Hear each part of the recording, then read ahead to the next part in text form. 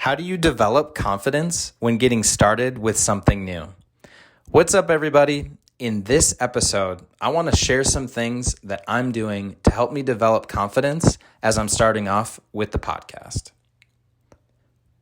One of the first things that I do when I'm getting started with something new is I try and learn from the experts. I realize that I've done this in the past several different times. I first did it with my Ironman. So when I first signed up for the Ironman Wisconsin in 2017, one of the first things that I did is I went on Amazon and I started researching all of the best training plans and training books for training for an Ironman. I read through all the reviews and I picked one and I bought it and I read through it and I just devoured that book. I took a bunch of notes, I highlighted everything, and I really tried to understand answers to the key questions that I had. In addition to that, I joined a triathlon club, and this club was full of people who had already completed an Ironman. It was full of people who had already succeeded at the thing that I was trying to do. And through that, I ultimately found a mentor, and his name was Steve. And Steve had completed an Ironman 4 or 5 years before I did. And so he had all of the answers, and he was my go-to resource for everything and all of the questions that I had as they came up. I also applied this to my professional life. So I started working at Higher Learning Technologies about 6 years ago. And at the time, I was hired to be a content manager, just working on our test prep app that was preparing students for the ACT exam. And I was writing questions and writing explanations. And then about 4 months into that role, we made a change in the way that we managed our software team. And my manager asked me if I wanted to be a software Scrum product owner. And at the time, I didn't know anything about software. I didn't know anything about design, analytics, business, but I said yes. And one of the first things that I did there, once I became the product owner, was I read articles online about how to be a product owner and what were the most important skills to become a product owner. That led me to an article about how to talk to customers and understand their needs. I read through that article and I thought, wow, this is super helpful. So I reached out to the person who wrote the blog post, asked him if he would talk on the phone with me. He said yes.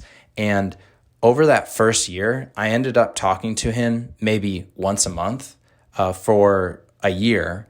And he was there to answer all of the questions that I had.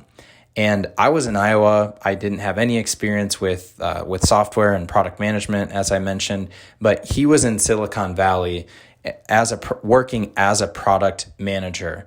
And so he had tons of experience and he was very willing to coach me and help me become better at that.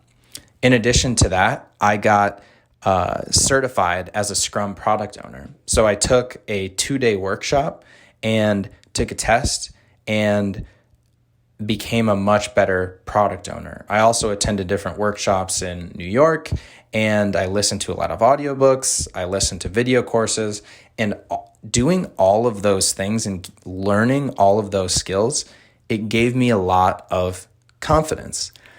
And studies have been done on this concept, and it's called the competence loop. So things like practicing, learning, studying, they all yield confidence in a specific task. And when we get better at things, we feel more confident. And in turn, when we are more confident, we try new things and we learn and we gain even more competence.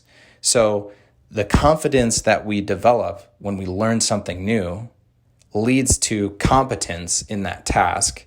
And then also by gaining more competence in that task, you also become more confident. So that's why it's the competence loop. They're very closely connected. And I didn't realize it, but I just naturally started doing this again with podcasting. So I recently heard about an app called Knowable, which is an app that provides audio courses for curious minds. So it's kind of like podcasts, just with more professional quality and a little bit more structure. And they have a wide range of topics, which include a course called Go for Launch, which is taught by Captain Scott Kelly, a NASA astronaut. They have a course that's called Launch a Startup, which is taught by the founder of Reddit. They have one called How to Eat Now, which is by Mark Bittman. They have one called Speak with Confidence, which is taught by a TED Talk speaker. They have all of these different courses, but the one that I'm taking and listening to is called Starting a Podcast.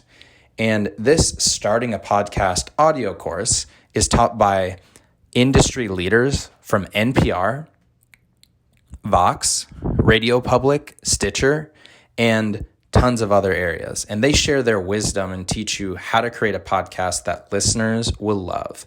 So I'm learning about how to develop my idea, how to select the right equipment, how to edit, how to find an audience, how to grow a community, how to choose the right format, all of these different topics. But one of the first things that I've learned is that there are 700,000 different podcasts already out there. And they also encourage you to think about a podcast as not just competing with those 700,000 other podcasts that are already out there. You also need to compete with music, TV, Netflix, and all of these other options. So what is the best way to stand out and get your voice heard? In one of the first lessons in the course, they ask 3 different questions. And in reflecting on it, I thought that I should write it down and share my answers with you, because this is the process that I'm going through of trusting the experts and trying to gain that confidence. So here are the 3 questions. The first question is, why do you want to start a podcast? The second question is, what do you want to talk about? And the third question is, who is your audience? So first, why do you want to start a podcast? So for me, my dad always taught me that you must find a passion. And also, it's super important to use your God-given gifts to meet the world's greatest need.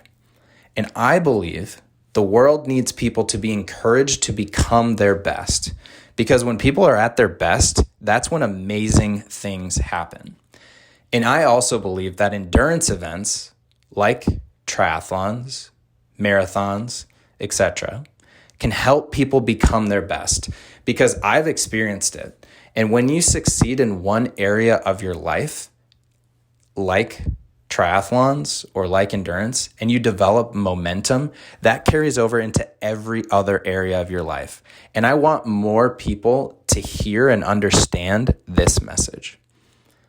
Also, I've always been focused on personal growth and mastery and personal development, but I understand that the next level of growth actually comes from contribution and from contributing to others. And I'm at a point in my life where I want to value contribution over personal growth. I just love learning, coaching, and teaching, and I want to do that for a living. And I can see myself doing that through podcasting. And ultimately, I just love podcasts and I listen to them all the time. So those are just a few of the reasons that I listed for why I want to start a podcast. Next one is, what do you want to talk about? So what I want to talk about is how to become your best and achieve mastery in the areas of endurance, family, entrepreneurship, business, mindset, and faith. And in the next few years, I'd like to train for Ironman events. I'd like to train for a 50-mile, 100-mile race, and a few other kind of big endurance events. And I really want to document my journey for others who may be interested in doing these events someday. And really, I just want to talk about and share anything that I'm learning that I believe could help somebody else. Third question, who is your audience? So my audience, I believe, is somebody in their 20s or 30s that's interested in endurance, that's interested in mindset, and interested in in personal development.